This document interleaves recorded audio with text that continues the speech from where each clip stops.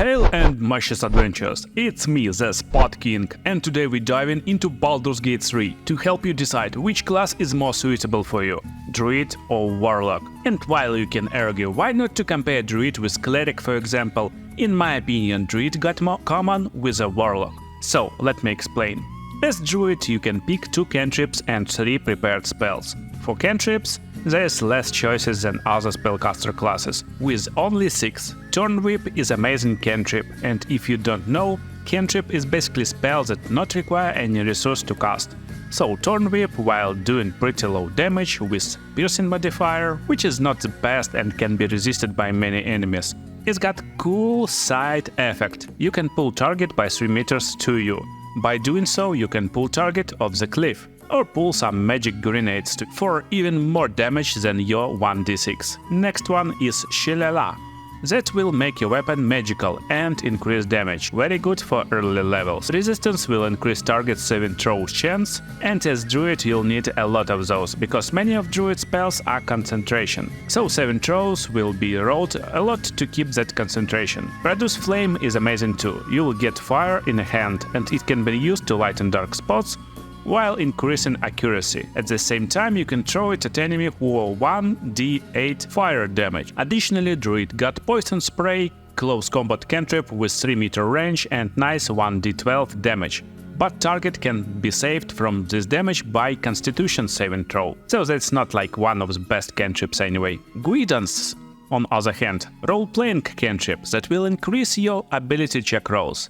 This will help you get preferred outcomes in dialogues. Pick wisely, because you can't change those, but for 6 spells you can pick whatever you like, because Druid knows all spells and just use prepare spell mechanic. You need to pick spells you like before battle starts from all available spells, because in battle you won't be able to change them. There are many healing spells, one of my favorite is Good Berry.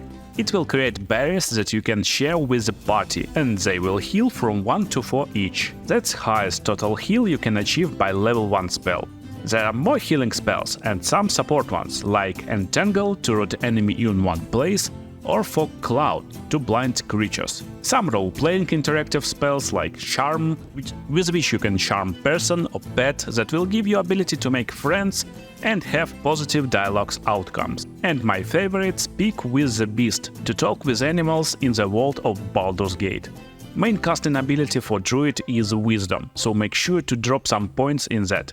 And as I told you, there are a lot of concentration spells, so I like to drop some points into Constitution as well, to achieve nice outcomes with saving throws. And Dex for more armor, with some Charisma for social RPG stuff. So my preferred Druid level 1 ability distribution looks like this: Strength 10, Dex 13, Con 15, Intelligence no points, Wisdom around 15, and Charisma around 12. And what's about Warlock? With Warlock you can instantly choose subclass that will give you initial passive bonus, and it will add more features when you level up. My favorite is Fiend, that will give you temporary health points when you kill enemies. Warlock, same as Druid, comes with 2 cantrips, but with only 2 spells. For cantrips we can choose from 8 different ones, but most of the time one of your cantrips will be Eldritch Blast. This cantrip considered best damage cantrip in whole game, and you will understand why very soon. Because while on stats it's just doing from 1 to 10 damage, same as Fire Blast, cool part that it's doing force damage, which is least resistant in whole game, but cool parts about this cantrip is not over, but more on that later. So Warlock got Chill Touch or Poison Spray for other damage cantrips, but because Eldritch Blast is so good, I recommend to pick utility cantrip like Mage Hand or Minor Illusion. Or some social cantrips like Friends to have advantage on Charisma checks, and Charisma is your main ability for Warlock, so this will make your Charisma rolls almost 100%. Or my favorite, True Strike. This gives advantage on next attack roll against creature, and while your most important cantrip is Eldritch Blast, when you face strong enemies, it's better to have nice chance to hit it, instead of just missing many turns in a row. So choose wisely, because cantrips can't be changed, while spells for Warlock can't be easily changed too, and you won't have many of those. There is nice variety of damage and control spells, and there is one special spell that you definitely want to have. Name is Hex, and it will add damage when you damage hexed target, while lowering his ability checks of picked attribute. Second spell can be supportive, like Armor of Agathos for more HP and cold damage if you attacked, or Arms of Hader. Nice spell if you want to disengage from group of enemies. Pick wisely, because after you create Warlock you won't be able to change them, and there is no prepared spells, so you will know only few of them. To pick what class suits you best, nice idea is to understand what can they do in early levels. To get to level 5, for example, will take you about 10 to 20 hours. So if you don't like your character at these early levels, there's high chance that you won't be surprised by his later levels, abilities and some other stuff. And vice versa. After 10 hours with your beloved character, I guess you won't care what other guys can do, because you are already role-playing yours. So how early progression and gameplay looks like with these classes? Let's start with the Warlock now. So main pain point for Warlocks would be spell slot limitation. On level 1 you got only one. That means you can cast only one spell per day, if you would be wizard or sorcerer or other spellcaster. But Warlocks can replenish their spell slots by using short rest. That means while you can cast one spell in a battle, after battle you can use long rest and use 3 spells in one day as level 1 Warlock. That sounds better, right? So after you level up, on second level there's where Warlock's cool story begins. First of all, you gain second spell slot. Additionally, we unlock Eldritch Invocations, and there's many of those. But now you can pick only 2. For example, Agonizing Blast will add Charisma modifier to damage of Eldritch Blast. And with just 18 Charisma, which will you get pretty soon, you always will have +4 to damage of Eldritch Blast. That's insane amounts of damage actually, and I recommend to pick it. There are many invocations that will give you kinda free spell without a spell slot. Armor of Shadows gives you free mage armor spell. Beast Speech, ability to talk with animals. Beguiling Influence will give you proficiency in deception and persuasion. Nice pick if you don't already have them. Devil's Sight will give you ability to see in darkness, but cool part that it involves magical darkness, which is more powerful than normal dark areas of course, and can be used for neglecting your own darkness spell effect. Fiendish Vigor gives you false life, which can increase your temporary hit points by 5, and Mask of Many Faces unlocks Disguise Yourself spell.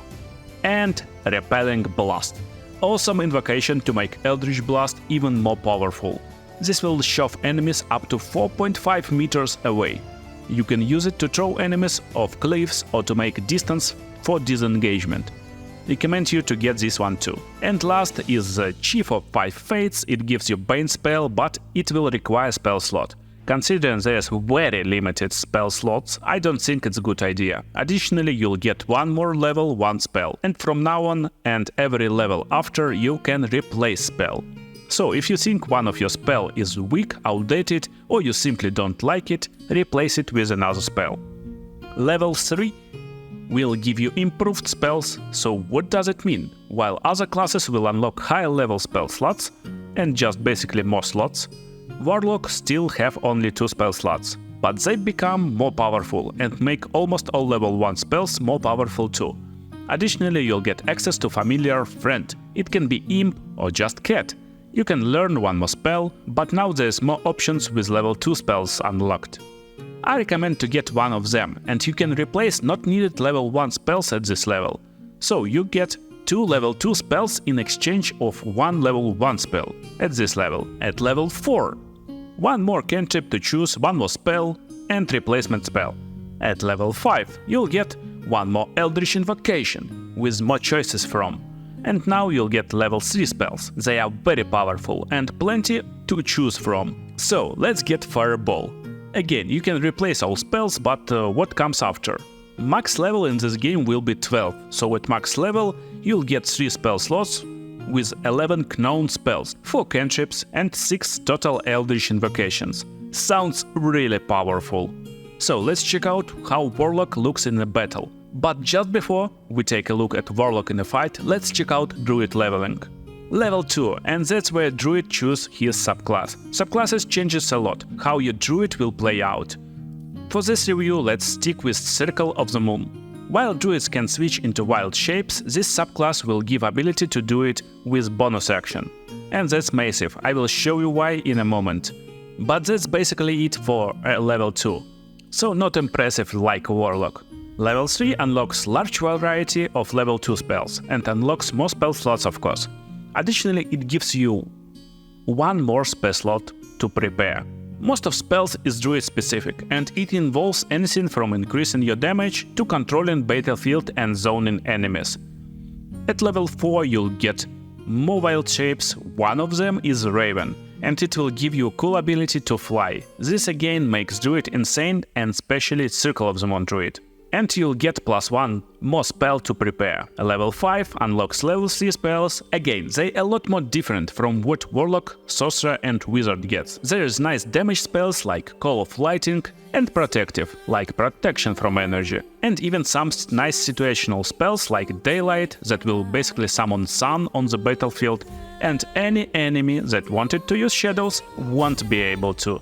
Sadly, same goes for you and your party. Sun shines the same for everyone. So, druid spell list is massive and fun. On level 12 you'll get access to spells up to level 6, with a lot of spell slots. So let's compare these classes in battle, and why I even comparing them. First of all, while many of druid spells is protective, I think most useful of them is attacking and controlling spells. And while having Goodberry as very good support healing spell, that you will definitely use few times, druid will be left with around 5-6 spell slots after using these support spells. So that's why I'm comparing him with Warlock. For example, level 5 Warlock can cast 2 spells in a battle, but in one day he can replenish them 2 times with short rest, and cast 6 fireballs per day. First of all, that's impressive. Second, it's still 6 spells, so you kinda on same spell count as druid. And I guess it's finally time to check out these classes in battle. So as druid you can analyze the battlefield and find some foes that is on high ground, to just go and use your Thorn Whip to drop them from that advantageous position. And now cool part, as Circle of the Moon druid you can use your bonus action to transform into wild shape, for example into Raven, to go and take advantageous position yourself, while another druids use action to do this. So, from good position you can unleash your powerful zoning and aggressive spells. You see some group of enemies at location with many flammable stuff. Just put flaming sphere on them to burn them down. You don't want to cast more spells, just become a badger. Now you can burrow and prone enemies on unburrowing. Finish enemies with attacks or just with a Thorn Whip or other spells. And now you just can use Goodberry to heal your wounds. And while this could sound fun, let's take a look on Warlock now. So you got your Eldritch Blast, and while other mages get additional damage dice roll when they level up, you'll get ability to cast multiple Eldritch Blasts. At level 5 you already can cast 2 at the same time, and you can do it at the same target or split on multiple ones. So smart idea as Warlock is to start fighting with Hex on enemy. You can pick one of different hexes that will make harder different saving throws. So pick right one, depending on your other spells. For example, if Chain Lightning requires Dex saving throw, and you plan to cast it after Hex, use Dex Hex. So let's Hex our first enemy and just Eldritch Blast him. Because Hex uses only bonus action, you can do it in one turn. So after double Eldritch Blast, enemy could just die or fall from cliff. But what about Hex? Cool part about Hex that it uses concentration to stay on enemy. But if you kill enemy before Hex ends, you'll get like bonus Hex and can recast it. So next turn go and reapply Hex. This will require bonus action, but no spell slots. And again, just Eldritch Blast them. After battle, when you're out of spell slots, just short rest. And you with the spell slots again. Sometime in battle you will be surrounded, and if you try to move, enemies will attack. That's not good. And that's where you can use Arms of Hader, for example.